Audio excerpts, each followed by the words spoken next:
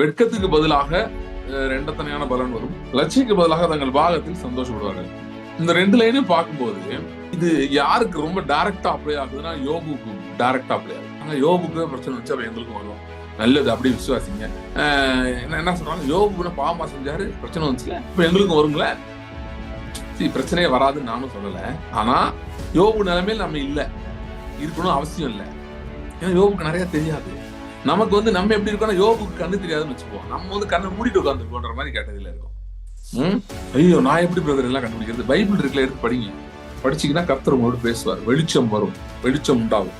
நான் சொல்றது தப்பா புரிஞ்சுக்காதீங்க, ஒரு கண்டம்னேஷன் ஆங்கிள் எடுக்காதீங்க. நான் என்ன சொல்றேன்னா, if you are not hearing the voice of God, you will be deceived by the devil into thinking தேவன் உங்களுக்குள்ள வச்சிருக்கிற வாஞ்சைகளே நீங்க நம்ப முடியாது.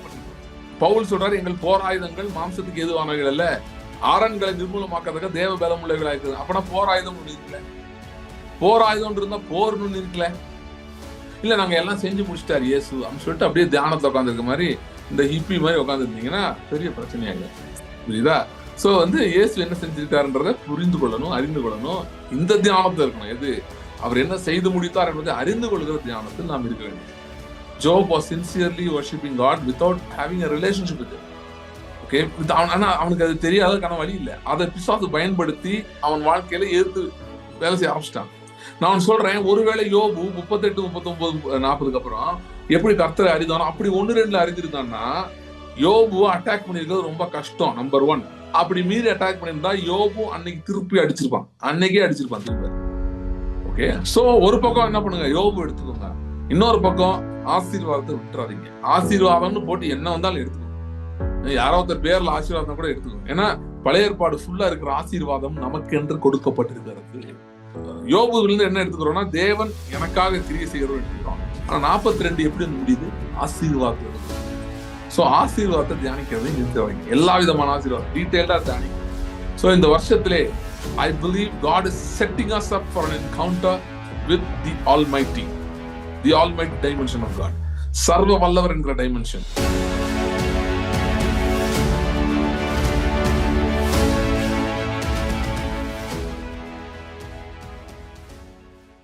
ஆண்டவரே, இந்த நாளிலும் உடைய வார்த்தை கொண்டு எங்களோட பேசும்படியா நாங்கள் ஜெபிக்கிறோம். ஆவியாயும் ஜீவனாயும் இருக்கிற உடைய வார்த்தை, வல்லமையுள்ள உடைய வார்த்தை எங்களை நோக்கி புறப்பட்டு வரும்படியா நாங்கள் ஜெபிக்கிறோம். மனக்கண்கள் பிரகாசம் அடைவதாக, வெளிச்சம் உண்டாகும்படியா நாங்கள் ஜெபிக்கிறோம். Thank you Lord, thank you Lord. கர்த்தருடைய ஆவியானவர் முழு ஆளுகையும் எடுத்துக் கொள்ளும்படியா ஜெபிக்கிறோம். எங்களுடைய எண்ணங்கள், சிந்தனைகள் எல்லாம் கிறிஸ்து இயேசுக்குள் சிறைப்படுத்தப்படும்படியா நாங்கள் ஜெபிக்கிறோம். Thank you Lord, thank you Lord. வெளிச்சம் உண்டாவதாக, மனதிலே வெளிச்சம் பிரகாசிப்பதாக. இருளை பார்த்து நீர் வெளிச்சத்தை வரவழைத்தீர், வெளிச்சம் உண்டாகிறது என்று சொன்னீர். அப்படி உடைய வார்த்தையின் பிரவேசம் எங்களுக்குள் வெளிச்சத்தை உண்டாக்கும்படியா நாங்கள் ஜெபிக்கிறோம்.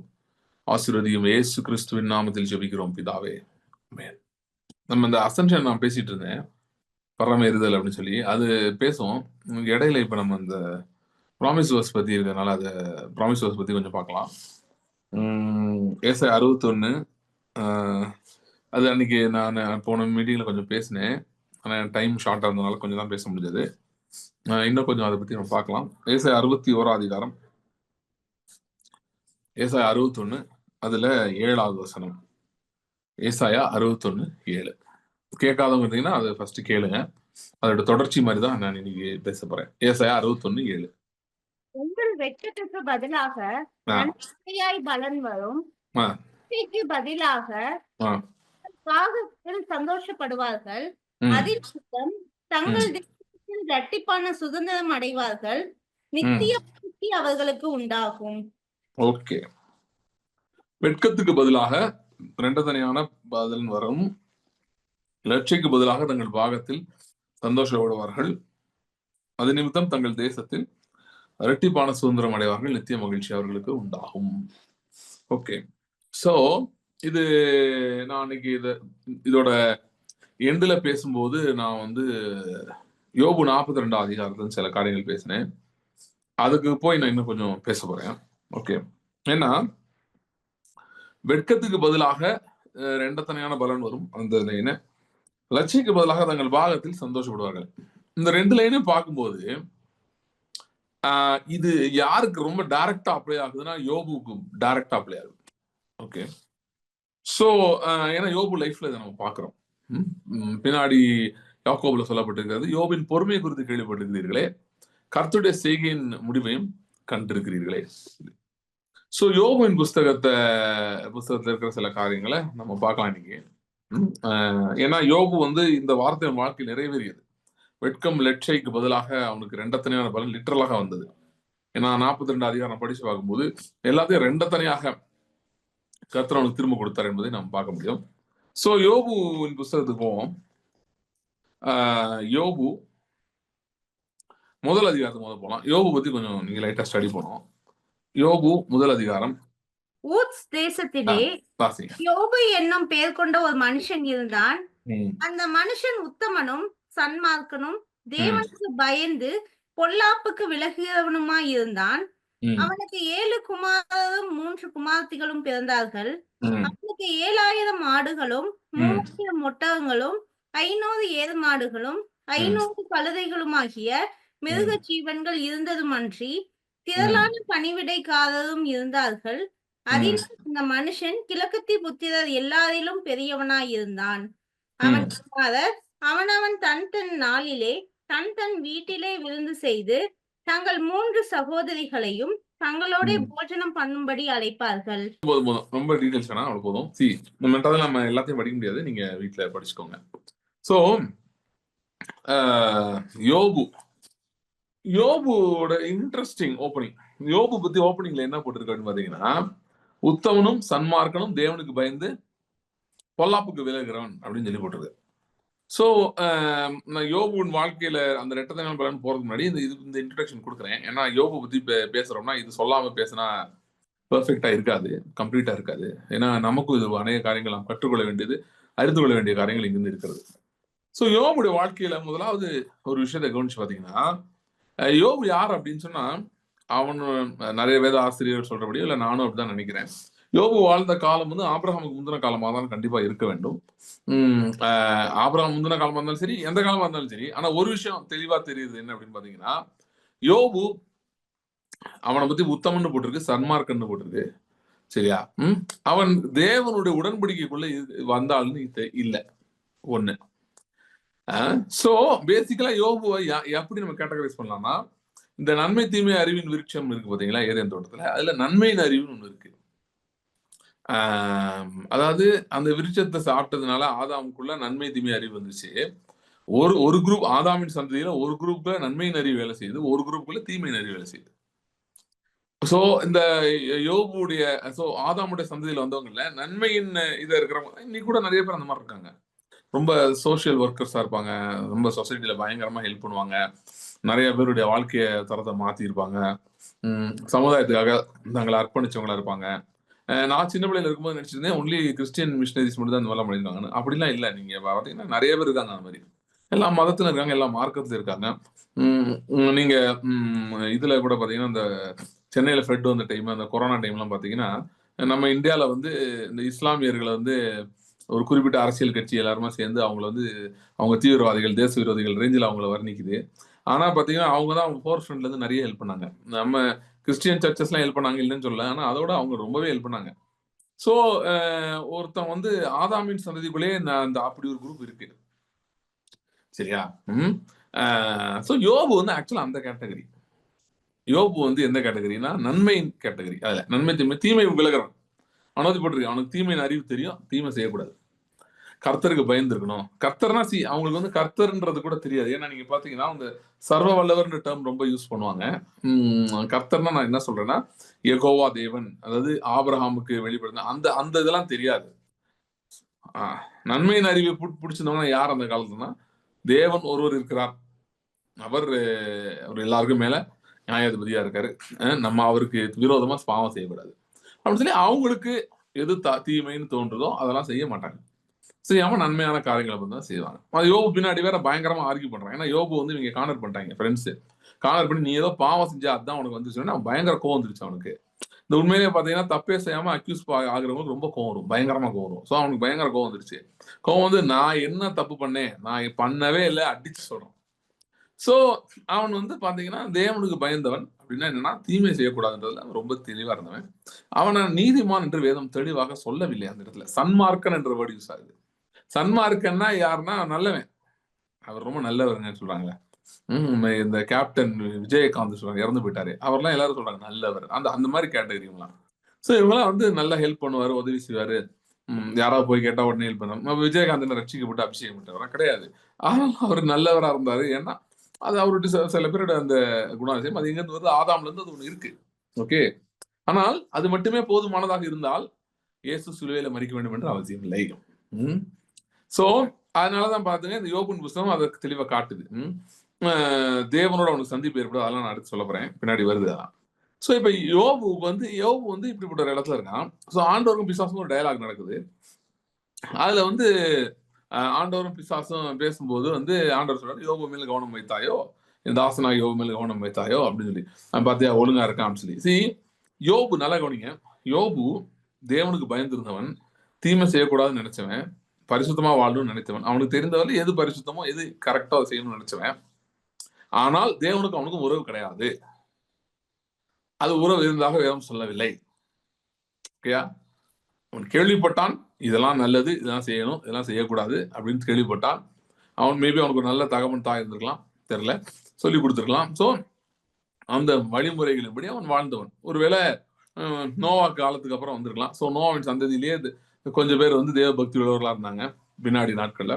அந்த இதை அவன் கண்டினியூ பண்ணிட்டு வந்துருக்கலாம். ஸோ அதை அவனுக்கு என்ன கேள்விப்பட்டிருந்தானோ அதன்படி வந்து அவன் வாழ்ந்துட்டான். இப்ப ஆபிரகாம்ல இருந்து என்ன பத்தி வித்தியாசம், என்ன பெரிய வித்தியாசம் இருக்கு. ஆபிரகாமோடு தேவனுக்கு உறவு இருந்தது. ஆபிரகாம்கிட்ட தேவன் பேசினார். That's a very important thing. இன்னைக்கு கிறிஸ்டியானிட்டியில வந்து நிறைய பேருக்கு வந்து இது ஸ்ட்ரெஸ் பண்றது இல்லை, பாஸ்டர்ஸும் பண்றது இல்லை, விசுவாசிகளும் கண்டுக்கிறது கிடையாது. ஏதோ போனோம் வந்தோம் அப்படி இருக்குது. நான் ஒரு பெரிய இந்தியாவில் இருக்கிற ஒரு மிகப்பெரிய சோகால்ட் பெந்தேகோஸ்தே டினாமினேஷன், அது பெந்தேகோஸ்தேன்னு சொல்லுவாங்க. அதுலயே அவங்க பெந்தேகோஸ்தே பீப்புளே வந்து நியூயார்க் பேங்கர்ஸ் மாதிரி இருந்தா எப்படி இருக்கும், அந்த மாதிரி இருப்பாங்க. சொபிஸ்டிகேட்டட் பெண்டிகாஸ்டல்ஸ் அப்படி ஒரு குரூப் இருக்காங்க. பெரிய டினாமினேஷன் இந்தியாவில், பெரிய ஸ்தாபனம் அது. அந்த ஸ்தாபனத்தோட பைபிள் காலேஜ்ல படிக்கிறவங்க எனக்கு 2 பேரை தெரியும், கால் கூட வருவாங்க அப்பப்ப. அந்த 2 பேர்ட்டையும் கேட்டேன், கர்த்தரோடு பேசுறது, கர்த்தர் உங்களோடு பேசுறது, ஹியரிங் த வாய்ஸ் ஆஃப் காட்னு ஒரு பேப்பராவது உங்களுக்கு பைபிள் காலேஜ் இருக்கான்னு கேட்டேன். ஒரு பேப்பர் கூட இல்லை. ஓகே, இப்படிதான் இருக்கு, இந்த லட்சணத்துல இருக்கு. ஓகே, இவங்களே ஏன் இவங்களை சொல்றேன்னா, இவங்களே இந்த லெவல்னா திங்க் அபவுட் அதர்ஸ், வேற அதேன்னு சொல்லி. நிறைய பேர் என்ன நினைக்கிறாங்கன்னா, நமக்கு மோசே மலையில போயிட்டு வந்தாரு, அந்த மாதிரி ஐயா போயிட்டு வருவாரு, போதகர் போயிட்டு வருவாரு, நம்ம போதகரை பிடிச்சிட்டு போலான்னு. அப்படி இருந்தீங்கன்னா அப்படியே இருந்துட்டு அப்படியே போயிட வேண்டியதான். அப்படி இருக்கிறவங்க எல்லாம் கானானுக்குள்ள போக முடியாது. வனாந்திரத்தை சுத்தலாம், மண்ணா கிடைக்கும், சோத்திரம் சோத்திரம்னு சொல்லிட்டு சுத்திட்டே இருக்க வேண்டியதான். இன்னும் 40 வருஷம் இல்ல 400 வருஷம் ஆனாலும் சுத்திட்டு இருக்க வேண்டியதான். கானானுக்குள்ள போக முடியாது. கானானுக்குள்ள யாரு போவான்னா, கர்த்தர் சத்தத்தை கேட்டுக்கிறவன் தான் போவான். சோ எனக்கு ரொம்பலாம் கேட்கலாம், கொஞ்சம் கேட்கலாம் கூட பரவாயில்ல, இல்ல கேட்கவே மாட்டேங்குது, கேட்கணும் ஆசைப்படுறேனாலும் பரவாயில்ல. ஆனா கேட்க மாட்டேங்குது, கேட்கணுமா கண்டிப்பா அவசியமானு கேட்டீங்கன்னா, அந்த 7 ஆயிலசான்னு வனாந்திரத்தை சுத்த வேண்டிதான். 40 பேர் மாதிரி, 40 வருஷம் சுத்தின மாதிரி சுத்திட்டு இருக்க வேண்டியதான். உங்களுக்கு சில அற்புதங்கள்லாம் நடக்கும், இல்லைன்னு சொல்லல, இருக்கும், ஓரளவுக்கு ஓடும், பிரச்சனை இல்லைங்க, ஏதோ பரவாயில்ல போகுது அப்படின்னு இருக்கும். ஆனா நீங்க வந்து தேவனை சந்தித்து ராட்சதர்களை மேற்கொள்ளுகிற தாவீதை போல எழும்புறது முடியாது. நரகத்துக்கு போவீங்களா சொல்லல, பரலோகத்தான் போவீங்க. ஆண்டவர் உங்க மேல கோபமா இருப்பார், உங்களை தள்ளி விட்டுருவாரு, அப்படிலாம் நான் சொல்ல மாட்டேன். ஆனா அவர் வந்து இந்த கிதியோன்ட்ட செலக்ட் பண்ணார் பார்த்தீங்களா, 300 பேர் தான் அவர் கூப்பிட்டாரு. நான் 300 பேர் தான் போறதுக்கு ரெடியா தான். மற்றவங்களாம் வந்து போவோம் எங்கேயோ போறோம் அப்படின்னு கிளம்பி போனாங்க. அதனால சொன்னாரு, எப்பா நீங்களாம் போறீங்க, வீட்டிலே இருங்க, சந்தோஷமா இருங்க, உங்களை ஒன்றும் திட்ட மாட்டேன், நீங்க வீட்டுல சந்தோஷமா இருக்கும், கிதியோன்னு இந்த 300 பேர் போதுட்டாரு. அந்த மாதிரி ஆயிரும். சோ இப்ப யோபு பாத்தீங்கன்னா இந்த மாதிரி ஒரு ஆளு, அவர் வந்து நல்லவர் தான். யோபுக்கு தெரியாது. யோபுக்கு நமக்கும் ஆனா பெரிய வித்தியாசம் இருக்குங்க. நமக்கு யோபுக்கு பைபிள் கிடையாது. யோபு காலத்துல இயேசு இன்னும் மரிக்கவில்லை. அவருக்கு சுவிசேஷத்தை விளக்குறதுக்கு பவுல்னு ஒருத்தர் கிடையாது. அந்த பவுல் எழுதுனதை விளக்க உரை செய்து, இப்ப இந்த நான் யூடியூப்ல பேசுற மாதிரியோ இல்ல வேற நிறைய பேர் பேசுறாங்க, சில பேர் பேசுறாங்க, யூடியூப்ல பேசுறாங்க, இல்ல சர்ச்சில் பேசுறாங்க, அந்த மாதிரி செய்திகள்லாம் அந்த காலத்துல கிடையாது. சில நிறைய புஸ்தகங்கள்லாம் இருக்கு, அந்த மாதிரி ஆவிக்குரிய புஸ்தகங்கள்லாம் யோபு டைம்ல கிடையாது. யோபுக்கு ஒண்ணுமே தெரியாது. சோ இந்த புஸ்தகம் எப்படி என்ன காட்டுதுன்னா, இப்படி ரொம்ப ஐம் டிக்கிங் சம் பாக்ஸஸ்ங்க, எல்லாம் அப்படி இருக்குன்றதுனாலயே பிசாசு உங்களை விட்டுருவான்னு கிடையாது. அதுதான் யோபுவின் புஸ்தகம் காட்டுது. நான் ரொம்ப நல்ல, நிறைய பேர் என்ன கேட்கறாங்க, யோபுக்கு பிரச்சனை வந்துச்சு அப்ப எங்களுக்கும் வரும், நல்லது அப்படி விசுவாசிங்க. என்ன சொல்றாங்க, யோபு பாவமா செஞ்சாரு, பிரச்சனை வந்துச்சுல, இப்ப எங்களுக்கும் வருங்களே. பிரச்சனையே வராதுன்னு நானும் சொல்லல. ஆனா யோபு நிலைமையில் நம்ம இல்ல இருக்கணும் அவசியம் இல்லை. ஏன்னா யோபுக்கு நிறைய தெரியாது. நமக்கு வந்து நம்ம எப்படி இருக்கோம்னா யோபுக்கு கண்ணு தெரியாதுன்னு வச்சுப்போம். நம்ம வந்து கண்ணை மூடிட்டு உட்காந்துருக்கோன்ற மாதிரி கேட்டதுல இருக்கும். ஐயோ நான் எப்படி பிரதர் எல்லாம் கண்டுபிடிக்கிறது? பைபிள் இருக்குல்ல, எடுத்து படிங்க. படிச்சீங்கன்னா கர்த்தர் உங்களோட பேசுவார். வெளிச்சம் வரும், வெளிச்சம் உண்டாகும். சரி. சோ என்ன யோபு வந்து என்ன கேட்டகரி? யோபு இப்படி ஒரு கேட்டகரி. எப்படி கேட்டகரி? அவர் வந்து அவர் கேள்விப்பட்ட சில காரியங்கள் அதெல்லாம் அவர் செய்வாரு, அதெல்லாம் அவர் ஃபாலோ பண்ணுவாரு, அப்படி இருக்காரு. ஆனா அப்படி இருக்கிறதுனாலயே சேஃப்டின்னு கிடையாது. ஓகே, ஏன்னா பிசாசானவன் வந்து எவனை விழுங்கலாமோன்னு வகை தேடி சுற்றி திரிகிறவன். அதுவும் இப்ப யோபு எந்த இடத்துக்கு போயிட்டு இருக்கான்னா, யோபு வந்து என்ன லெவல்ல போயிட்டு இருக்கான்னா, யோபு இன்னும் யோபு வந்து இப்ப என்ன சொல்றது, அவன் வந்து கிறிஸ்துவுக்குள்ள இல்ல, அதெல்லாம் இன்னும் தேவனோட உறவு கூட இல்ல அவனுக்கு. ஆனா யோபு ஒரு விஷயத்துல பிசாசு சவால் விடுறான். எதுல சவால் விடுறான்னா, யோபுவின் ஆசீர்வாதங்கள், யோபுக்கு இருந்த பொருளாதார செழிப்பு என்ன ஒரு பிரச்சனை பிசாசு கொண்டு வருதுன்னா, அவனை வச்சு ஒரு கேஸ் ஸ்டடி பண்ண வாய்ப்பு இருக்கு. என்ன கேஸ் ஸ்டடி? சில பேர் யோசிப்பாங்க, இந்த ஆளு தீமையே செய்யாம நல்லா இருக்காரு, அப்ப நம்மளும் இப்படி வரலாமேன்னு ஒரு அந்த நாட்கள்ல அதான் அது மனசாட்சியின் காலம் அவங்களை பொறுத்தவரை. ஏன்னா இன்னும் வந்து இயேசு வரல, அதெல்லாம் நடக்கல. அதனால யோபுவின் நாட்கள்ல யோபுவே ஒரு த்ரெட் பிசாசுக்கு. எப்படி த்ரெட்னா, யோபு பார்த்து சில பேர் நினைக்கலாம், என்ன நினைப்பாங்க, தீமையான வழியில தான் முன்னேறணும் இல்ல, நன்மையான வழியில முன்னேறலாம் போல இருக்கு, கடவுள் நம்மளை ஆசீர்வதிப்பார் போல இருக்குன்னு ஒரு எண்ணம் வந்து சில பேர் தீமையை விட்டு விலகுவான் அண்ணா. சோ அப்ப பிசாசோட போக்கஸ் வந்து எல்லாரும் தீமையில வைக்கணும்ன்றதான். உலகத்தை, அது ஆபிரகாமின் சந்ததிக்கெல்லாம் முன்னாடி இருக்க காலத்தை நான் பேசுறேன், இல்ல ஆபிரகாம் சந்ததிக்கு வெளியே இருக்க காலத்தை பேசிட்டு இருக்கேன். புரிஞ்சுக்கோங்க தெளிவா. சோ வந்து பிசாசை பொறுத்தவரை என்னன்னா, அவனுக்கு வந்து அவங்கள வந்து அப்படியே இந்த உலகத்துல ஜெயிக்கணும்னா தப்பு செய்யணும், தீமையான வழியில போகணும், எவனையாவது ஏமாத்தணும், கொல்லணும், அழிக்கணும், திருட்டுத்தனம் பண்ணணும், இதெல்லாம் பண்ணாதான் முன்னேற முடியும் அப்படின்ற எண்ணத்தை அவன் பிசாசுக்கு பரப்ப விரும்புறான். இன்னைக்கு கூட அதை பண்ணிட்டு இருக்கான். அதனால பாத்தீங்கன்னா சில பேர் பிசாசினால் எழுப்பப்பட்ட ஆட்களை கீழே தள்ள வேண்டியது அவசியம். அவர்களுக்கு கீழே போகணும், அவங்க மேல இருக்கக்கூடாது. பிசாசால் எழுப்பப்பட்டவங்க நம்ம தேசத்துல கூட இருக்காங்க கொஞ்சம் பேர் அப்படி. ஸோ அவங்களாம் அப்படி இருக்கக்கூடாது. அவங்க அந்த இடத்துல இருந்தாங்கன்னா எல்லாருக்கும் என்ன தோணும், ஓ இப்படிதான் இருக்கணும் போல அப்படின்னு தோணும். புரியுதா? அதெல்லாம் இருக்கக்கூடாது, அதெல்லாம் மாத்தணும். சரியா? இதுக்கு தான் நான் சொல்லிட்டு இருக்கேன். நான் சொன்ன இந்த 300 பேரு அதெல்லாம் இதுக்கு சொல்றேன். இந்த மாதிரிலாம் போனோம்னா அந்த 300 பேர்ல இருந்தாதான் முடியும். அது மாதிரி என்னன்னா, நீங்க கத்தர் சத்தத்தை கேட்கற ஆளா இருந்தாலும் இதெல்லாம் நீங்க போக முடியும். இல்லைன்னா என்ன பிரச்சனைனா, நீங்க தப்பா புரிஞ்சுக்காதீங்க, ஆண்டவர் உங்களை தள்ளி விட்டு வரலாம் நான் சொல்லல. பிசாசு உங்களை ஈஸியா ஏமாத்திடுவான். நான் சொல்றது தப்பா புரிஞ்சுக்காதீங்க, ஒரு கண்டம்னேஷன் ஆங்கிள் எடுக்காதீங்க. நான் என்ன சொல்றேன்னா, if you are not hearing the voice of God, you will be deceived by the devil into thinking தேவன் உங்களுக்குள்ள வச்சிருக்கிற வாஞ்சைகளே நீங்க நம்ப முடியாதபடி பண்ணி விட்டுருவோம். ஓகே, இப்ப வந்து நீங்க யோசிச்சு பாருங்க. என்கிட்ட ஒரு கேட்டார், ஆனந்த் சீனிவாசன் ஒருத்தர் இருக்காரு, ஒரு பெரிய பொருளாதார நிபுணர். நீங்க நிறைய பேர் அவர் தெரியும். 2016 நானும் அவரும் ஒரே ரூம்ல உட்காந்து பேசியிருக்கோம். அந்த லெவல்ல எனக்கு அவருக்கு பழக்கம். அப்போ ஒரு நாள் என்கிட்ட வந்து கேட்டார், ஜோஷுவா, கிறிஸ்தவர்கள்ல வந்து ஏன் ஒரு அரசியல் தலைவர் யாருமே இல்லைன்னு கேட்டார். முஸ்லிம்ஸ் நிறைய பேர் இருக்காங்க, கிறிஸ்டியன்ஸ் ஏன் இதுல மாதிரிலாம் இல்லை? ஏன் இல்லைன்னா, அந்த அளவு வஞ்சனை இருக்கு. யாருக்குமே வந்து அது போகணும்னு, அதாவது தப்பி தவறி போனாலும் அப்படி இப்படி ஏதாவது பண்ணி அவங்களுக்கு இன்ட்ரெஸ்ட் போயிருது, அங்க ஒன்றும் நடக்க மாட்டேங்குது, ஏதோ இதுல வெளியே வந்துடுறாங்க. So somehow they get a feel this is not for us. Why? Deception, வஞ்சனை. பலவான் கையில் குமாரர் யாரு அப்படின்னா, அவர்கள் வந்து பயப்படாமல் ஒளிமுக வாசல் அண்டையில் சத்துருக்கள் அண்டை பேசுவார்கள். பயப்படாமல் சபைக்குள்ளேயே பேசிக் கொண்டிருப்பார்கள். பயப்படாமல் பரிசுத்தவான்களோடு அப்படியே பேசிக்கிட்டே இருப்பாங்கன்னு போடல, பயப்படாமல் சத்துருக்கள் அண்டை ஒளிமுக வாசல் அண்டை போய் பேசுவாங்க. சோ எங்க பிசாசு ரொம்ப ஆடுதோ அங்க இருக்கணும். ஆனா அங்க ஏன் இல்ல, நம்ம ஏன் போக முடியல அப்படின்னா, போற வழியிலே பிசாசு வஞ்சிச்சு ஏமாத்தி வீட்டுக்கு அனுப்பிடுவாங்க. இதெல்லாம் நமக்கு தேவையில்லைங்க. நம்ம ஊழியம் செய்வோம், ஆத்துமாதை செய்வோம், எவ்வளவு முக்கியம், அதை பண்ணுவோம், இல்ல வேற என்ன பண்ணுவோம். இதெல்லாம் எதுக்கு அரசியல் ஒரு சாக்கடை இப்படிலாம் சொல்லி எல்லாரையும் நிறுத்தி விட்டுருவான். அங்க போனா நீ பாவம் செஞ்சிருவ, என்னதையா சொல்லுவான். நமக்கு என்ன சோ என்னன்னா, இதெல்லாம் காட்ஸ் வாய்ஸ் ஸ்ட்ராங்கா கேட்கலன்னா நம்மளே வந்து கிளம்பி வந்துருவோம். ஐயோ நம்ம இதுக்கு தேவையில்லாத தப்பான இடத்துல இருக்கோம், குற்ற மனசாட்சி வச்சு வேலை பார்ப்பான். நீ தப்பான இடத்துல இருக்க, தேவையில்லாம இங்க வந்துட்ட, தேவனுக்கு பிரியமில்லாம செய்யற, இப்படிலாம் சொல்லுவான்.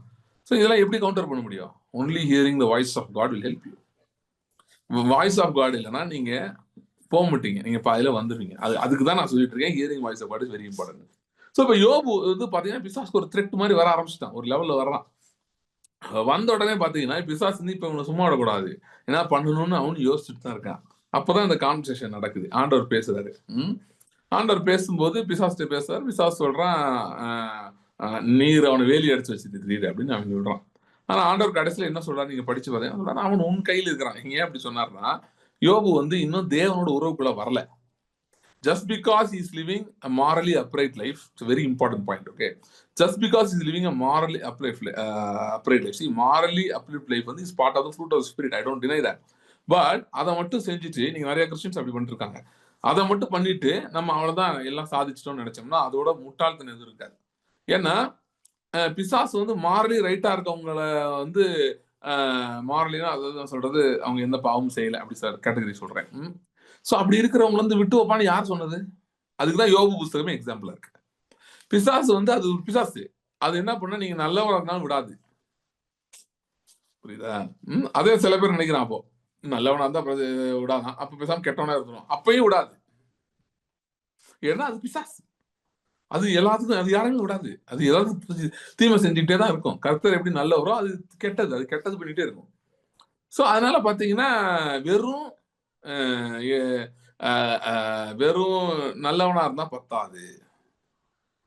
நிறைய பேர் கேட்கறாங்க, நான் என்ன பிரதர் பாவம் செஞ்சேன், எனக்கு ஏன் தீமை வந்துச்சு? நம்ம ரெடியா இருக்கணும், இப்படிலாம் இருக்கும்னு. எந்த கிரிக்கெட் பிளேயரும் சொல்ல மாட்டான், ஐயோ நாங்க என்ன இப்ப ஆஸ்திரேலியா இந்தியா மேட்ச் நடந்துச்சு, எந்த ஆஸ்திரேலியன் பிளேயராவது சொல்லுவானா, என்ன பும்ரா பவுலிங் போடுறாரு, நாங்க எதிர்பார்க்கவே இல்லை, வேற யாராவது சின்ன பையன் போடுவான்னு நினைச்சோம், என்ன பும்ரா அவுட் போட விடுறாங்க அப்படின்னு யாரும் கேட்க மாட்டாங்க. ஏன்னா அது எதிர்பார்த்தான் போறாங்க. அதே மாதிரிதான் பிசாசு நமக்கு எதிராக பிளான் பண்ணாதுன்னு நம்ம அப்படிலாம் நினைக்காம போகக்கூடாது. சரியா? பும்ரா நான் பிசாசுன்னு சொல்லல, பட் சொல்றேன், அது மாதிரி எக்ஸாம்பிள் கொடுக்குறேன். சோ என்ன நாங்க எதிர்பார்க்கவே இல்லை, நாங்க ஒண்ணுமே செய்யல. ஒண்ணுமே செய்யலைனாலும் அவன் என்ன செய்வான், அவன் அப்படிப்பட்ட ஆளு. ஆனா நமக்கே இவ்வளவு தெரியும், ஆண்டவர் தெரியாதா? அதனால அதுக்கான எக்யூப்மெண்ட்ஸ் கொடுத்துதான் அனுப்பியிருக்காரு. சோ நம்ம அதை நல்லா புடிச்சுக்கணும். அப்படிப்பட்ட ஒரு எக்யூப்மெண்ட் பத்தி தான் நான் பேச போறேன். அது எப்படி யோபின் வாழ்க்கையை மாற்றுதுன்னு பேச போறேன். சோ அதை நம்ம நல்லா டைட்டா புடிச்சுக்கணும். புடிச்சு அதை எப்படி பயன்படுத்துறதுன்னு தெரிஞ்சுக்கணும். ஓகே, பவுல் சொல்றாரு, எங்கள் போராயுதங்கள் மாம்சத்துக்கு எதுவானவைகள் அல்ல, ஆரண்களை நிர்மூலமாக்கிறதுக்கு தேவ பலம் உள்ளவைகளா இருக்குது. அப்பனா போராயுதம் ஒண்ணு இருக்குல்ல, போராயுதம் இருந்தா போர்னு ஒண்ணு இருக்குல்ல. இல்ல நாங்க எல்லாம் செஞ்சு முடிச்சிட்டாரு இயேசு அப்படின்னு சொல்லிட்டு அப்படியே தியானத்துல உட்காந்துருக்க மாதிரி இந்த ஹிப்பி மாதிரி உட்காந்து இருந்தீங்கன்னா பெரிய பிரச்சனை ஆயிடும். புரியுதா? சோ வந்து இயேசு என்ன செஞ்சிருக்காருன்றத புரிந்து கொள்ளணும், அறிந்து கொள்ளணும். இந்த தியானத்துல இருக்கணும். எது அவர் என்ன செய்து முடித்தார் என்பதை அறிந்து கொள்கிற தியானத்தில் நாம் இருக்க வேண்டும். சோ இப்ப யோபு வந்து இப்படி இருக்காரு. இருக்கும்போது பிசாசு வந்து என்ன பண்றான், டார்கெட் பண்றான். அண்ட் யோபுக்கு வந்து வெறும் தன்னுடைய சன்மார்க்கமான வாழ்க்கை, தான் தீமை செய்யாத ஒரு வாழ்க்கை, பாவம் செய்யாத வாழ்க்கை யோபுவுக்கு பத்தல. யோபுக்கு உதவி செய்ய முடியல அந்த இடத்துல. ஓகே, அப்புறமும் யோபு பாருங்க, அவனோட பிக்சர் அவன் ஸ்ட்ராங்கா இருக்கான். அவன் நாவினால் பாவம் செய்யவில்லை என்று வேதம் சொல்லுகிறது. எஸ், அவன் டே ஒன்ல இருந்து அப்படிதான் இருக்கான். அவன் பாவமே செய்யல. பாவம் செய்யாம இருந்தாலும் பிசாசு அட்டாக் பண்ணுது.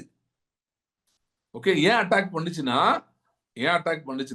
அவனுக்கு திரும்ப சொல்றேன், நான் அடுத்து பேச போறேன். நமக்கு இருக்கிற சில உபகரணங்கள் யோபுக்கு அப்பொழுது இல்லை, அப்பொழுது தெரியாது யோபுக்கு.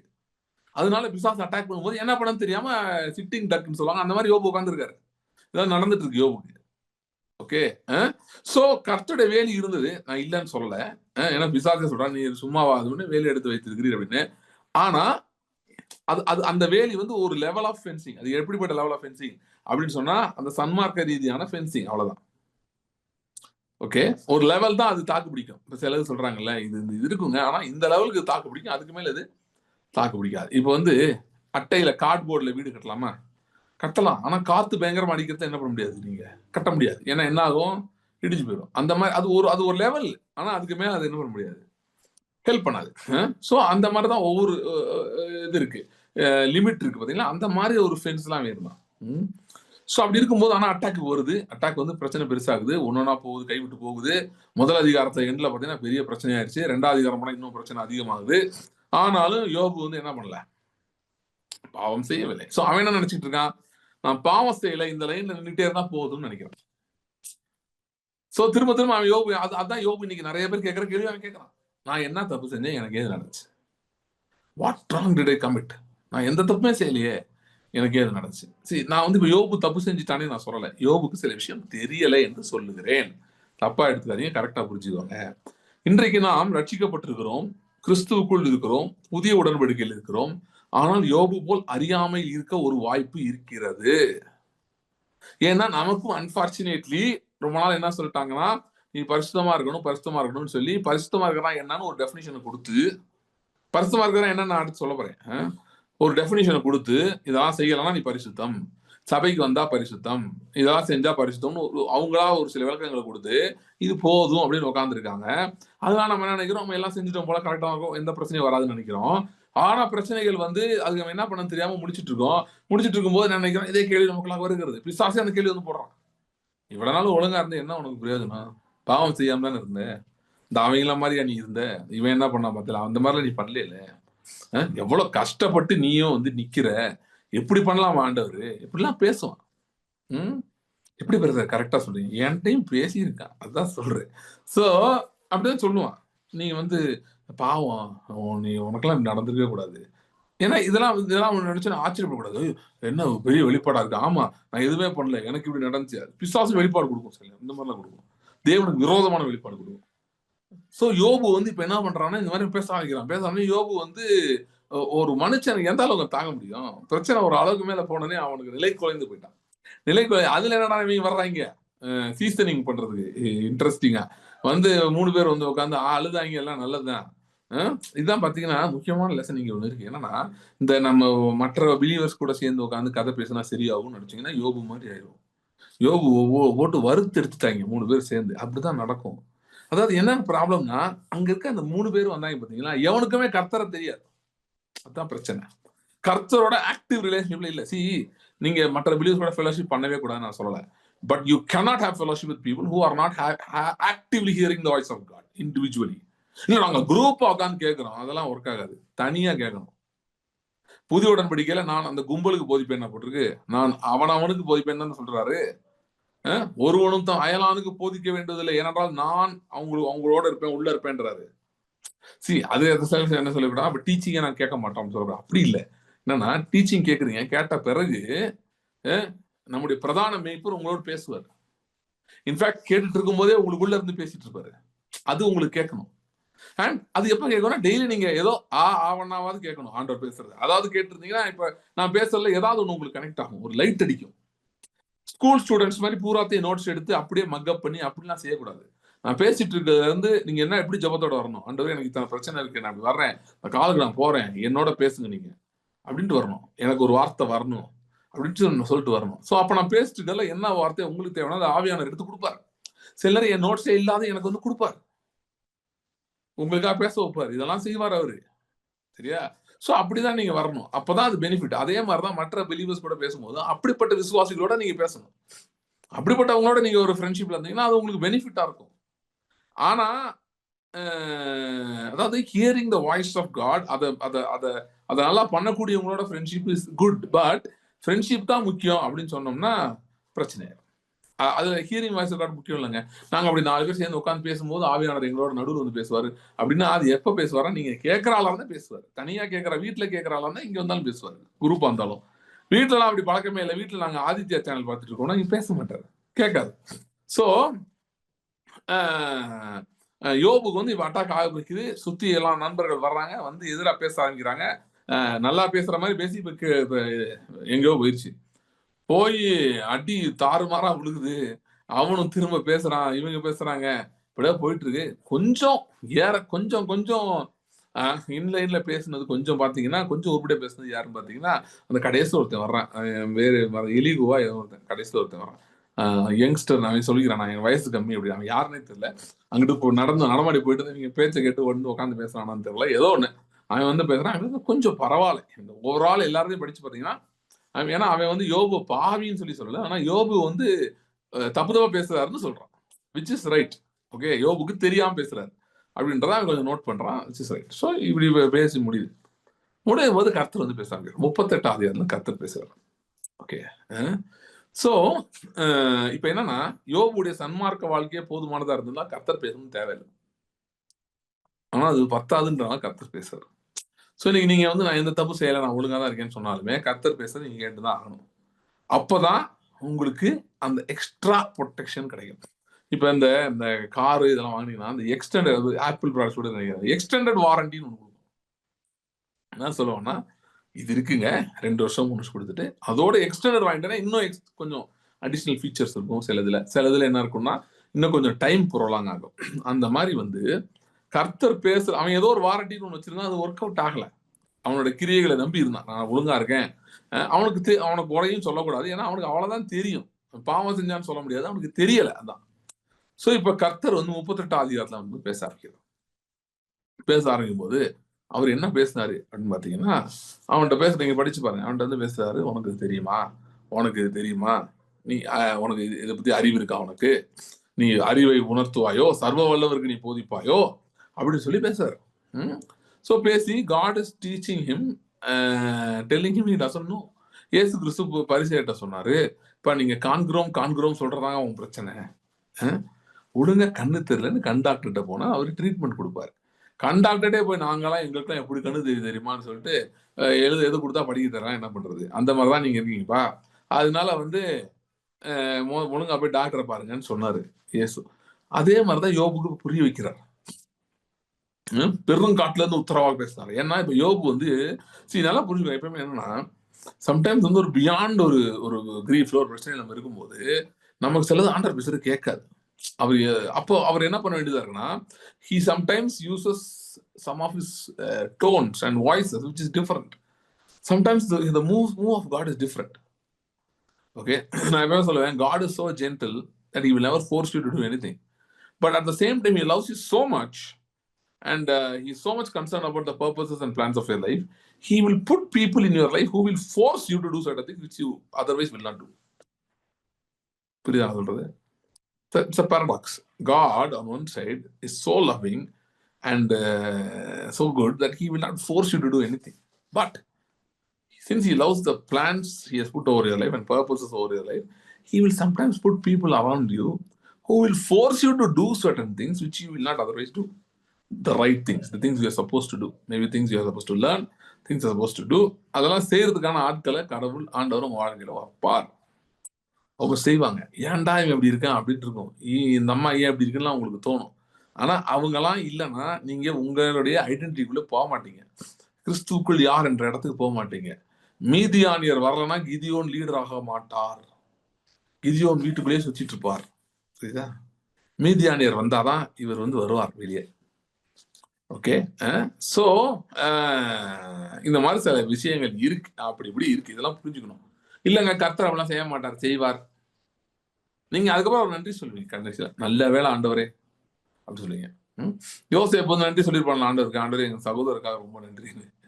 ஏன்னா அவங்க மட்டும் இல்லைன்னா நான் என்ன இருக்க முடியாது. இங்க வந்து எனக்கு ஒரு பெரிய டேலண்ட் இருந்துச்சு, என்னுடைய ஒரு பெரிய ஸ்கில் இருந்துச்சு. என்ன ஸ்கில்லு? Dreams interpretation. ஆனா அதை வந்து ஈஜிப்ட்லாம் தேவை. இங்க எவனும் ட்ரீமும் இல்லை, ஒண்ணும் இல்லை. எவனுக்கும் எதுக்கு அப்படி வலுக்கட்டாயமா என்கிட்ட ட்ரீமை கேட்டு விளக்க சொன்னாலும் ஒன்னும் எனக்கு கொடுக்க மாட்டான், ₹1 கொடுக்க மாட்டான். ஆனா பார்வோன் எனக்கு வந்து இப்ப அவனுக்கு அடுத்த பதவியே கொடுத்தான். பெருசா ஒண்ணும் பண்ணல, ஒரு ட்ரீமுக்கு ஒரு விளக்கம் கொடுத்தான், அவ்வளவுதான், கொடுத்துட்டான். சோ அந்த மாதிரி கர்த்தர் செய்வாரு. சோ இது வந்து காட்ஸ் சாஸ்டைஸ்மெண்ட்ல இந்த மாதிரி ஒரு விஷயங்கள் இருக்கு. ஓகே, சோ இது இல்லைன்னா சொல்ல முடியாது, இது கர்த்தர் செய்யறாரு. யோபு இடத்துல அப்படி செய்யல, ஆனா யோபு இடத்துல தம்முடைய வார்த்தையால் பேசுகிறார். இந்த பீப்புள் உங்களை என்ன பண்ணுவாங்கன்னா, சம்டைம்ஸ் வந்து உங்களை புஷ் பண்ணி ஒரு இடத்துக்கு கொண்டு போவாங்க. அந்த இடத்துல you will be willing to hear God in a better way, like never before. Okay, you will be able to hear God in a way like you've never heard before. Okay, right. So which is needed, it's a new thing, and அந்த hearing வரும்போது it's powerful.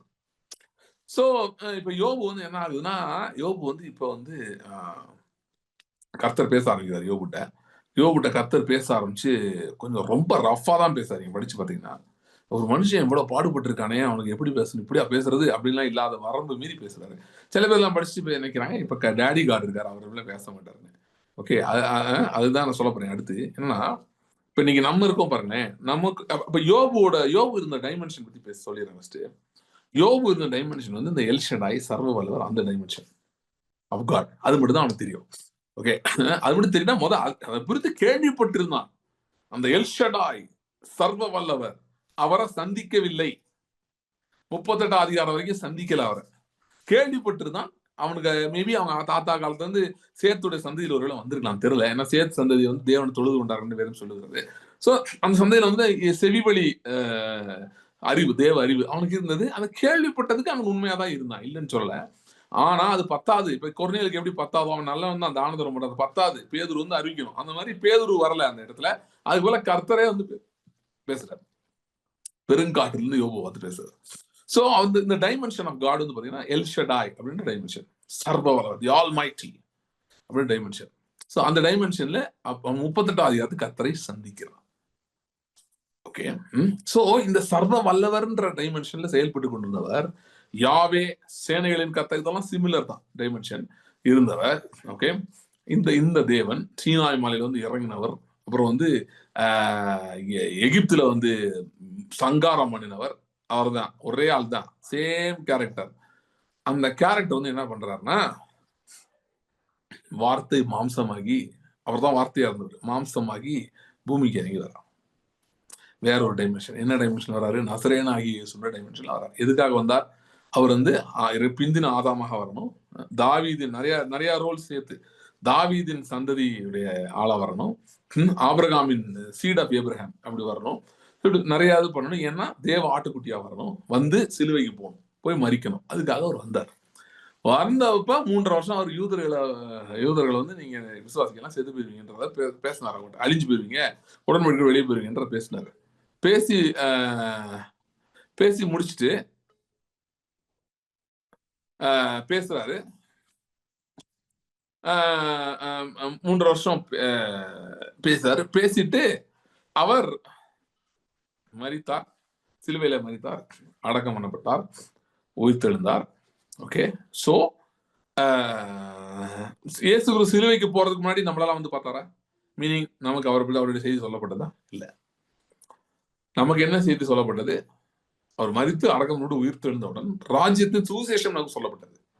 அது என்னது அப்படின்னா, இந்த இயேசுவானவர் மரித்தார் பாத்தீங்களா, மரித்து அடக்கம் பண்ணப்பட்டார், எல்லாராலும் குற்றவாளிகள் தீர்க்கப்பட்டு சிலுவையில மரித்தார்ல. அவர் சாதாரண மரிக்கல, பாவத்துக்காக மரித்தார், பூமியை மீட்டெடுக்கிறதாக மரித்தார். இப்ப அவரு பூமியை மீட்டு எடுத்துட்டாரு, மனுக்குலத்தை மீட்டு எடுத்துட்டாரு. எடுத்து அவர் இப்பொழுது ராஜாவாக வீற்றிருக்கிறார். ஓகே. இதுதான் ராஜ்யத்தின் சுவிசேஷம். சோ ராஜாவாக வீற்றிருக்கிறார். இப்ப உலகத்தை அவர் டேக் ஓவர் பண்ண போறாரு. இப்ப நீங்க அவர் கட்சியில் சேர விருப்பமா இல்லையா? இதுதான் நமக்கு அறிவிக்கப்பட்ட சுவிசேஷம். நீங்க எதையோ கேட்டுக்கலாம், ஆனா இதுதான் பைபிள் படி இருக்கிற சுவிசேஷம். Do you want to join the party or you want to be in the opposition? ஆளுங்கட்சி சேர விரும்புகிறீங்களா? நாங்க எல்லாம் இப்ப ஆளுங்கட்சி சேர விரும்புறீங்களா? இல்ல எதிர்கட்சியிலே இருக்கீங்களா? எதிர்கட்சி தான் ஒண்ணும் கிடைக்காது. இப்போ இருக்க கொஞ்சம் இப்ப இருக்க மாதிரி இருக்கும், போ பிடிங்கிடுவாங்க, பூராத்தையும் பிடிங்கி ஒண்ணும் இல்லாம ஆயிரும். அதான் வெளிப்படுத்த விஷயத்தோட ஸ்டோரி. சோ இப்ப நமக்கு அதான் அறிவிக்கப்பட்டது. சோ நீங்க ஜாயின் பண்ணலாம். சோ இப்ப நம்ம ஜாயின் பண்றோம் பாத்தீங்கன்னா, நம்ம ஜாயின் பண்ணும் போதே நாம் we are entering into a relationship with a multi-dimensional God, multifaceted God. பல பரிமாணங்களை கொண்ட தேவனோடு நாம் தொடர்புல வர்றோம். சரியா? நம்ம ஒருவேளை வந்து நீங்க சொல்லிருக்கலாம், ஆண்டவர் என்ன தரிசனத்துல பார்த்தேன், என்ன பார்த்து மகனே மகளேன்னு கூப்பிட்டாரு, என்கிட்ட வான்னு கூப்பிட்டாரு, நான் உனக்காக எல்லாம் செய்வேன்னு சொன்னாரு. அதை ஒரு தகப்பனா நீங்கள சந்தித்திருக்கலாம். பைபிள் படிக்கும் போது நீங்க அப்படி இன்ட்ராக்ட் பண்ணிருக்கலாம் அவர் கூட. ஓகே. இல்ல நீங்க ஜெபிக்கும் போது அப்படி ஆண்டவங்களோட பேசிருக்கலாம், இல்லைன்னு சொல்லல. ஆனா உங்களை அழைத்ததே விருந்து சாலைக்குள் என்னை அழைத்து சென்றார் அப்படின்னு சொல்லியிருக்கல. அந்த விருந்து சாலை யாருடைய விருந்து சாலைன்னு பாத்தீங்கன்னா, அங்க உன்னத பாட்டுல வந்து ராஜாவினுடைய விருந்து சாலை. It is the banquet of the king. He happens to be the king of kings and lord of lords. So அதனாலதான் பாருங்க, யோவான், நான் இத ஒரு மெசேஜ்ல பேசினேன் முன்னாடி, யோவான் வந்து அவரை வந்து சாதாரணமா பாக்குறான். எப்படி பாக்குறான்? முதல்ல அவர் கார்பெண்டரோட பையன், நாசரேத்து ஊராங்க, கலிலேயா ஊர்க்காரரு அப்படின்னு அவரை பத்தி பேசிட்டு இருக்காங்க, பாக்குறாங்க. நசரேயனாகிய இயேசுன்னு பாக்குறாங்க. அவர் பாக்குறாங்க, ஓகே ஒரு சாதாரண ஆள் போல கொஞ்சம் பவர் இருக்கு போல இருக்கு, ஏன்னா காற்றும் கடல்லாம் கீழ்பிடிது, ஓ கொஞ்சம் பவர்ஃபுல் ஆள் தான் போல இருக்கு, கைவசம் நிறைய ட்ரிக்ஸ் வச்சிருக்காரு அப்படின்லாம் நினைக்கிறாங்க. அவர் மேல ஒரு மரியாதை கணம் வருகிறது. ஒரு உயர்ந்த மனிதர் இவரு அப்படின்ற அளவுல இருக்கு. ஆனா அவர் மரித்து அடக்கம் பண்ணப்பட்டு உயிர்த்து எழுந்து பரமேறணும் கூட அவங்களுக்கு அவ்வளவு புரியல. ஆனா யோவான் அவரை சந்திக்கிறான் பத்மு தீவிலே. அப்பொழுது பார்த்தா முககுப்புற விழுந்துட்டான். ஏன்னா அப்பதான் தெரியுது, இவர் தான்டா அந்த சேனைகளின் கர்த்தர்னு.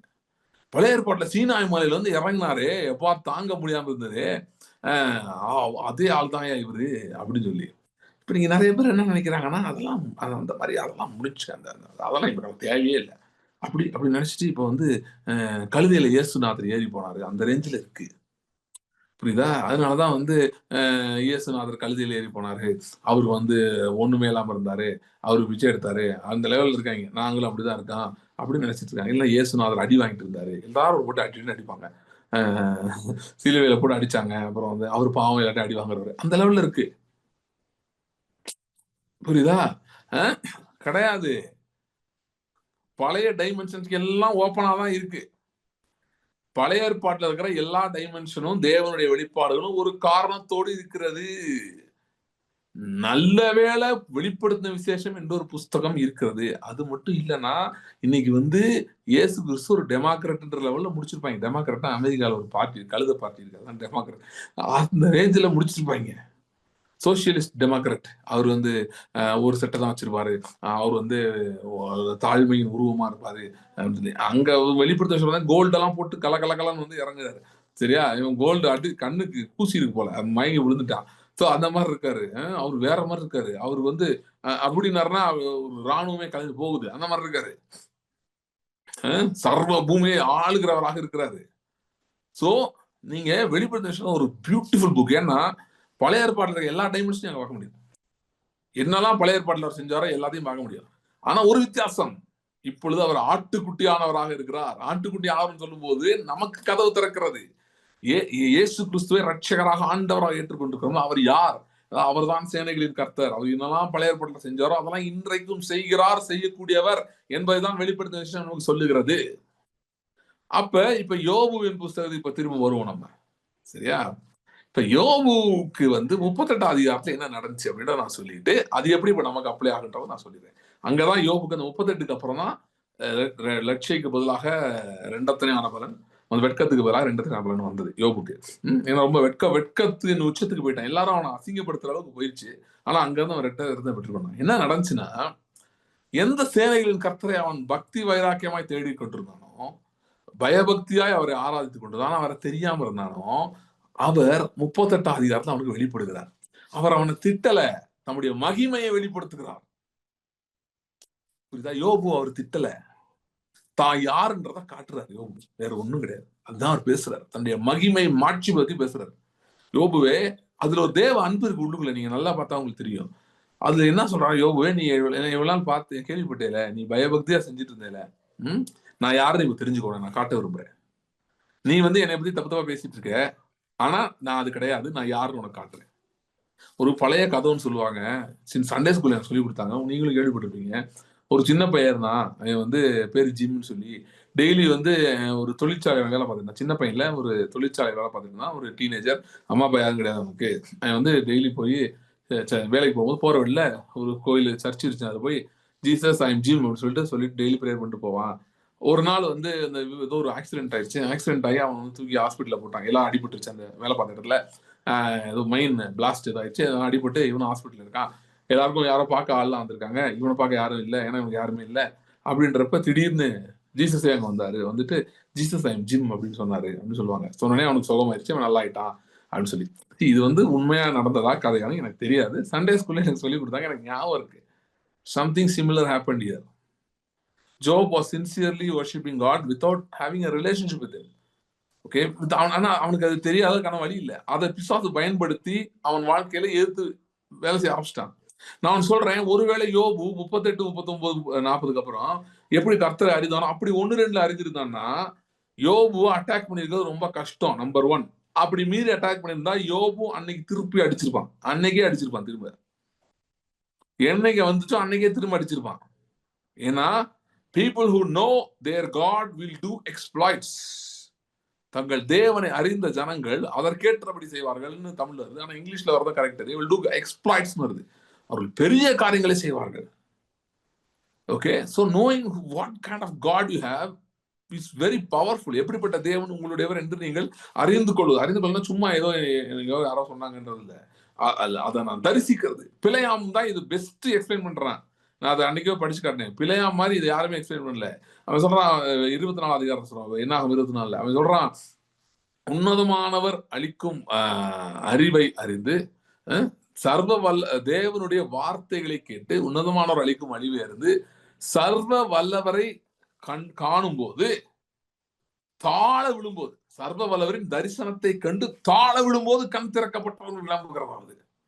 எப்படி சொல்ற பாருங்க, தேவனுடைய அறிவு, தேவன் அளிக்கும் அறிவு அறிந்து உன்னதமானவரின் வாசுரமே கரெக்டா எனக்கு கொஞ்சம் மார்க். என்னாகவும் 24 அதுல 2வது அவன் பேசும்போது டீட்டெயிலா சொல்லுவான். 16 வாசிங்க, 24-16 வேகமா வாசிங்க டைம்ல. தேவன் அருளும் வார்த்தைகளை கேட்டு உன்னதமானவர் அளித்த அறிவை அறிந்து சர்வ வல்லவரின் தரிசனத்தை கண்டு தாழ விழும்போது கண் திறக்கப்பட்டவன் விளம்புகிறதாவது. நல்லா கவனிங்க, 3 விஷயம் சொல்றாங்க. நிறைய பேர் சொல்றாங்க எங்களுக்கு எல்லாம் தெரிஞ்சிருச்சு, ஆனாலும் ஏன் பிரச்சனை இருக்கு? தெரியல, இந்த மாதிரி தெரியுதா? சரி, நிறைய பேர் என் டவுட் திரும்ப திரும்ப இதெல்லாம் கேக்குறீங்க. அதனாலதான் சொல்றேன், நான் திரும்ப திரும்ப நானும் சொல்லிட்டே இருக்கேன். இது நான் இன்னும் வரல இங்க. நான் இதெல்லாம் பேசிட்டு இருக்கேன், நான் இன்னும் இங்க வரல. நான் சொல்றேன், நான் இன்னும் வரல. ஓகே, வரணும். பவுல் சொன்னது போல நானும் சொல்றேன், ஆசையாய் தொடர்கிறேன். சரியா? உங்களுக்கும் நான் தான் சொல்றேன், ஆசையாய் தொடருங்கள். முன்னாடி சில பேர் ஈஸியா சொல்லிடுறாங்க, முன்னாடி சத்தியம்னா தெரியாது பாரு, இப்ப சத்தியம்னா தெரிஞ்சிருச்சு. அப்படியே பேச சத்தியம்னா தெரியல, சத்தியம்னா என்னன்னு தெரிஞ்சிருக்கு. சத்தியம் இன்னும் தெரியல உங்களுக்கு. சத்தியம் தெரிந்தா நீங்க எப்படிலாம் இருக்க மாட்டீங்க. விடுதலை உண்டா இருக்கும் இந்நேரம். Please don't be deceived. Devil will tell you உனக்கு எல்லா ட்ரூத் தெரிஞ்சு உனக்கு ஜெயம் இல்லை. No, you don't know the truth. You have heard about the truth. You don't know the truth yet. This is how you know the truth. இங்க என்ன பண்றது? தேவனருளும் வார்த்தைகளை கேட்டு உன்னதமானவர் அளித்த அறிவை அழிந்து. அப்ப வார்த்தை வருது, அது ஒரு அறிவை கொடுக்குது, ஒரு வெளிப்பாடு கொடுக்குது. அதுவும் பத்தாது, அடுத்து என்ன பண்றது? சர்வ வல்லவரின் தரிசனத்தை கண்டு தாழ விடும்போது. சரி, நான் என்ன சொல்லலைன்னா இயேசுவை தரிசித்தாதான் நடக்கும்னு நான் சொல்ல வரல. உங்கள் மனக்கண்கள் ஒரு அளவுக்கு மேல திறக்கும் போது இந்த தேவன் எவ்வளவு பெரியவர், எவ்வளவு மகத்துவமானவர், இவர் பயங்கரமான தேவன், இவரால கூடாத ஒன்றுமே இல்லைன்னு ஒரு வெளிச்சம் அடிக்கும் உங்க மைண்ட்ல. அதை சொல்றேன். சோ யோபு பாத்தீங்கன்னா இவ்வளவு நாள் யோபு ஆண்டவர் ஃபாலோ பண்ணிட்டு இருந்தான், பயபக்தியா தான் இருந்தான். ஆனா இந்த பாயிண்ட்ல தான் ஒரு சந்திப்பு நடக்குது. சோ 38-41 வரைக்கும் கர்த்தர் பேசினது யோபுவை திட்டல.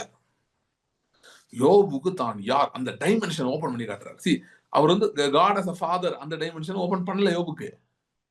ஓகே, ஏன்னா யோபுக்கு அது தேவையில்லை. இப்ப புரியுதா? see, that is a different dimension that's there.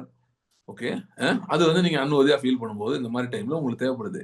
But when you are facing a giant, when you are facing a situation which is like doomsday, இப்போ யோபுக்கு இருந்த மாதிரி பயங்கரமான சூழ்நிலை, தாங்க முடியாது. இனிமேட்டு தாங்கிறதுக்கு பலன் இல்ல, இருந்த எனர்ஜி எல்லாம் போச்சு, என் முழு பலத்தையும் பயன்படுத்தி நின்றுட்டேங்க, இனிமேல் நிக்கிறதுக்கு ஒன்றும் இல்லை, அவ்வளவுதான், நான் மயங்கி விடுற மாதிரி இருக்கேன் அப்படின்ற இடத்துல உங்களுக்கு தேவைப்படுற டைமென்ஷன் இந்த டைமென்ஷன் தான் வேணும். எப்படிப்பட்ட தேவன் உங்களுடைய தேவன், எவ்வளவு பெரியவர் அவர், எவ்வளவு வல்லவர் அவர், சர்வ வல்லவர். அதான் பிள்ளையாமுக்கு அதான் தெரியும். கொஞ்சம் தான் தெரிஞ்சாலும் நல்லா தெரிஞ்சு வச்சிருக்காங்க. பிள்ளையாம் ஃபுல்லா தெரியல, அந்த பாயிண்ட்ல தெரிஞ்சது. அது இன்ஃபேக்ட் இவ்வளவு பெரிய ஒரு முட்டாள் பிள்ளையாம், இவ்வளவு பெரிய தரிசனம் வந்த பிறகு அவன் என்ன பண்ணிருக்கணும், அன்னைக்கு பாலாக்கிட்ட, ஐயா நீ உனக்குதான் வச்சுக்கோ, நான் போய் இவங்களோட சேர்ந்துடுறேன், ஏன்னா இந்த தேவன் பயங்கரமானவரா இருக்காரு போல இருக்கு சொல்லிட்டு போய்கிட்டும் சேர்ந்துருக்கலாம். சேர்ந்து அவனுக்கு மோசஸ்க்கோட ஒரு போஸ்டாவது கொடுத்துருப்பாங்க, ஏதோ ஆசாரியர் மாதிரி ஏதோ ஒரு ஈக்குவலண்டா ஏதோ கொடுத்துருப்பாங்க. அவனும் நான் ஒரு நிருபம் எழுதியிருப்பான், ஒரு புக் எழுதியிருப்பான், என்ன நல்லா இருந்திருக்கும் பைபிள்ல கிறுக்கு போய். அதை விட்டுட்டு போய் திரும்ப போய் அவங்ககிட்ட போய் காசு கொடுக்குறாங்கன்னு சொல்லி அந்த மீதியார்கிட்ட போய் செத்தே போயிட்டாங்க கடைசியில. ஆனா அந்த பாயிண்ட்ல இவன் சொன்னது ஆண்டவர் அவனையும் யூஸ் பண்ணிட்டாரு. நீயும் நல்லா சொல்லுவது, நான் எழுதி வச்சுக்கிறேன். சோ நமக்கு புரியுதுக்கு நமக்கு பயன்படுத்தாரு, திருஷ்டாந்தமா யூஸ் பண்ணிட்டாரு. அவன் சொல்ற பாருங்க, உன்னதமானவர் அளிக்கும் அறிவை எழுந்து, தேவனுடைய வார்த்தைகளை கேட்டு உன்னதமானவர் அளிக்கும் அறிவை எழுந்து சர்வ வல்லவரை சர்வ வல்லவர் என்ன வருது, சர்வவல்லவர் தரிசனத்தை கண்டு தாழ விடும்போது, ஓகே, ப்ராஸ்ட்ரேட் சரண்டர். அப்படியே ஏன்னா இந்த டைமென்ஷன் நீங்க நிக்க முடியாது. நிறைய பேர் என்ன சொல்றாங்க, நான் ஜெபம் அப்படி விழுந்துட்டேன் பிரசன்ன கார்டுல. அதெல்லாம் நல்லதுதான், உங்க மைண்ட்ல விழுந்துட்டீங்களா? சபையில விழுந்துட்டு மைண்ட்ல எந்திரிச்சு நின்னுட்டே இருக்காங்க, ஒன்னும் நடக்காது. ஓகே, யோபு இந்த எக்ஸ்பீரியன்ஸ் சொல்ல போறான். யோபு சொல்றான் பாருங்க, எல்லாம் பேசி முடிச்சு முதல் 40லயே வந்துட்டான். ஒரு 2 அதிகாரம் பேசணும்னே அவனுக்குள்ள இருதயத்துல ஒரு பெரிய மாற்றம் நடக்க ஆரம்பிக்குது. அவனுடைய நல்லா நிறைய நேரம் நம்ம ஆண்டவரே உங்களுக்கு சரண்டர் பண்றேன்னு சொல்றோம், ஆண்டவரே உங்களுக்கு விசுவாசிக்கிறேன்னு சொல்றோம். இருதயம் விசுவாசிக்கவே இல்லை, வாய் மட்டும் சொல்லுது. நீங்க போய் சொல்ல, when you say Lord I surrender, you are beginning the process of surrender. You have not surrendered at that point. So when you say Lord I believe in you, you have not believed yet. You started the process of believing. Okay, so how do you surrender or how do you believe அப்படின்னா, அதுக்கு தான் you need an encounter with the Almighty through the word. See 42 அதிகாரத்துல பாருங்களேன், யோபு 42ல உங்களுக்கு வாசிக்கிறேன் ஒண்ணே ஒண்ணு. யோபு 42ல 7வது வசனம் கவனிங்களேன். அதுல போட்டிருக்கு, கர்த்தர் இந்த வார்த்தைகளை யோபோட பேசின பின். அப்ப கர்த்தர் என்ன பண்ணிட்டு இருந்தாரு 3 சாப்டர்ல? அப்படியே வார்த்தையை கொண்டு பேசிட்டு இருந்தாரு. என்ன பண்ணிட்டு இருந்தாருன்னா, யோபுடைய இருதயம் வந்து நல்லாதான் இருந்தா, ஆனா இப்ப இந்த இவ்வளவு பிரச்சனைகளால கலகம் உள்ள இருதயம் மாறிடுச்சு.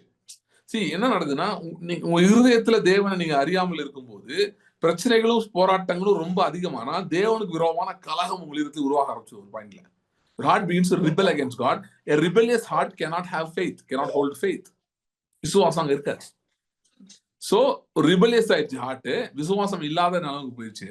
போய் இப்ப தேவனுக்கு எதிர்த்து பேசுற லெவல்ல போயிட்டான். இப்ப அதை கண்ட்ரோல் பண்ணி கொண்டு வரணும். முதல் நிலவுக்கு இல்ல, உண்மையிலே தேவனை தரிசித்த இடத்துக்கு அவனை கொண்டு போகணும்னா அதுக்கு கர்த்தருடைய வார்த்தை தான் வேலை செய்யும். சோ ஆகவே அவர் வந்து பேச ஆரம்பிச்சாரு. அவர் வேற வந்து டடா அப்படின்னு சொல்லிட்டு போயிருக்கலாம், சொல்ல பேசினார். அதே மாதிரிதான் நம்ம இங்க பாக்குறோம், சீஷர்கள் எம்மாவு சீஷர்கள் நடந்து போகும்போது அவங்களோட பேசுறாரு, வார்த்தைகளை வச்சு பேசுறாரு, வசனத்தை எடுத்து பேசுகிறார். அதனால பாருங்க, நீங்க வந்து ஏதோ ஒரு குருட்டுத்தனமா கூட பைபிள் கொஞ்ச நேரம் உட்கார்ந்து படிச்சீங்கன்னா your heart will begin to submit to God, which will become not instead of becoming a heart of rebellion, or it will get converted from a heart of rebellion to a heart of faith.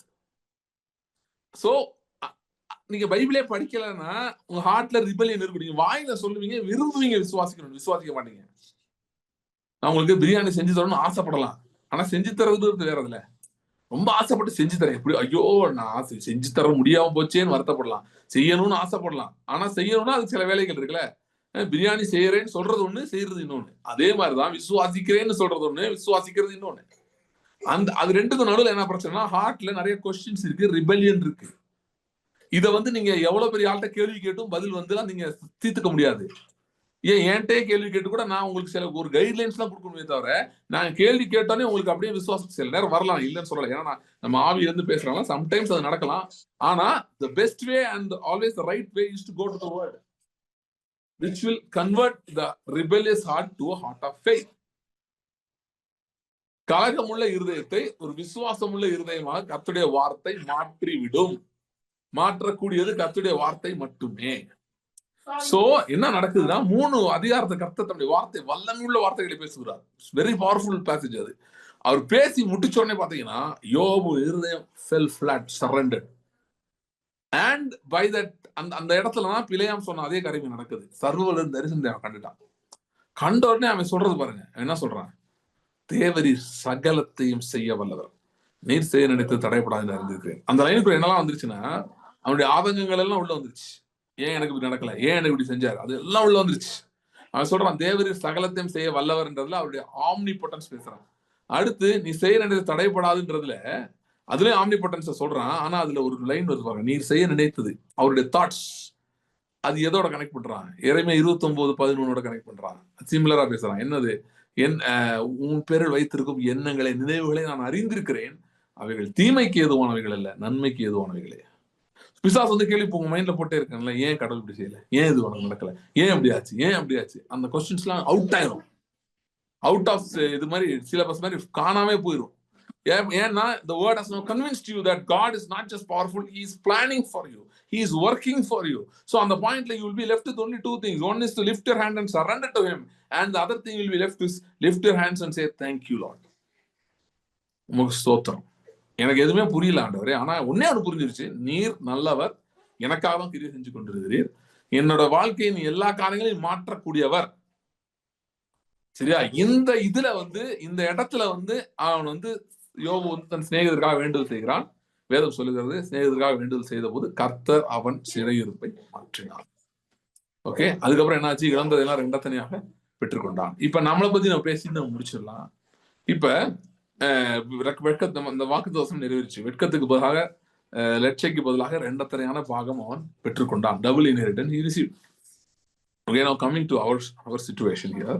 நம்ம வந்து நம்ம கொஞ்சம் வித்தியாசமான இடத்துல இருக்கோம். நம்ம எப்படின்னா, யோபு போல வந்து நம்ம அந்த சர்வ வல்லவர்ன்றது மட்டும் நமக்கு தெரியல, நமக்கு ஒரு தகப்பனா அறிந்திருக்கிறோம், கர்த்தருக்குள்ள வந்திருக்கிறோம். ஆனா கர்த்தருக்குள்ள வந்த பிறகும் சிமிலாரிட்டி எங்க வருதுன்னா, யோபுக்கு இருந்த நிறைய கேள்வி நமக்குள்ள இருக்கு. நீங்க வந்து உங்க பிரச்சனைகள் உங்க மைண்ட்ல எழுப்பின கேள்வி சொல்லுங்க எனக்கு. கண்டிப்பா அதை என்னால யோபுல இருந்து எடுக்க முடியும். கண்டிப்பா அங்க இருக்கு. ஏதோ யோபுல இருக்க கேள்விதான் நீங்க கேட்டிருக்கீங்க. புதுசா நீங்க எந்த கேள்வியுமே கேட்கல. சோ சிமிலாரிட்டி அங்க இருக்கு. இன்னொரு சிமிலாரிட்டி என்ன இருக்குன்னா, எந்த இயேசு கிறிஸ்துவை நீங்கள் ஏற்றுக்கொண்டீர்களோ அவரே அந்த சர்வ வல்லவர், அவரே அந்த சகலத்தையும் செய்ய வல்லவர், அவர் செய்ய தடைப்படாது, அவர் தான். அப்படிப்பட்டவராக அவர் இருக்கிறாரு. அவர் குறித்து நீங்களும் இப்ப கேள்விப்பட்டிருக்கலாம், பைபிள் படிக்கும் போது கேள்விப்பட்டிருக்கலாம், இல்ல செய்தியில கேள்விப்பட்டிருக்கலாம். ஆனா நான் என்ன சொல்றேன்னா, இன்னைக்கு அதை தாண்டி ஒரு இடத்துக்கு போங்க. எங்க போங்கன்னா, ஆண்டவரே உண்மை நான் சந்திக்க வேண்டும். In my mind, in my emotions, in my deepermost parts of my heart where I have a lot of questions and fears, I want to meet you there. சில பேர் அதை கரெக்டா கண்டுபிடிச்சிட்டாங்க. உன் டார்க்கஸ்ட் ஏரியால கிறிஸ்துவ நீ சந்திச்சாதான் உனக்கு நல்லது. எப்படி சந்திப்ப? வார்த்தை மூலமா தான் சந்திக்க முடியும், வேற எப்படியும் சந்திக்க முடியாது.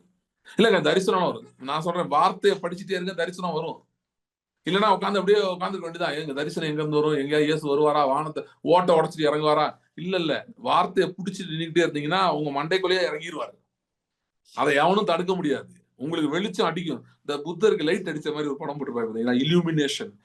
நான் சொல்றேன், வேர்ட் பேஸ்ட் இல்யூமினேஷன் will happen. அந்த வேர்ட் பேஸ்ட் இல்யூமினேஷன் உங்களை யோபு மாதிரி சொல்ல வைக்கிறது மட்டுமல்ல, யோபு எதை அனுபவித்தானோ அதையே அனுபவிக்க வைக்கும். ரெண்டத்தனையாக சகலத்தை பெற்றுக்கொண்டான். என்னெல்லாம் போட்டிருக்கு, அற்புதமா இருக்கு, படிச்சு பாருங்க. எல்லாமே திரும்ப வந்துச்சு, ரெண்டு மடங்கா. ஒண்ணு அடுத்து அவன் குமார், இதெல்லாம் தேவையான டீட்டெயிலா அதெல்லாம் போட்டிருக்காரு. அவன் குமாரத்திகளை போல சௌந்தரியம் உள்ள குமாரத்திகள் அங்க யாருமே இல்லையா. பியூட்டி கான்டெஸ்ட் பண்ண ஜெயிச்சிருவாங்க போல, அந்த மாதிரி எல்லாம் போட்டிருக்கு. அதான் சொல்றாரு, இதெல்லாம் அவரது ஆசீர்வாதத்துல கர்த்தர் ஆசீர்வதித்தார். என்ன நடந்துச்சுன்னா, யோபு வந்து இதுக்கப்புறம் அந்த சர்வ வல்லவர், அவர் எல்லாத்தையும் செய்யக்கூடியவர், என்னை ஆசீர்வதிக்கிறவர்னு புரிஞ்சுட்டான்.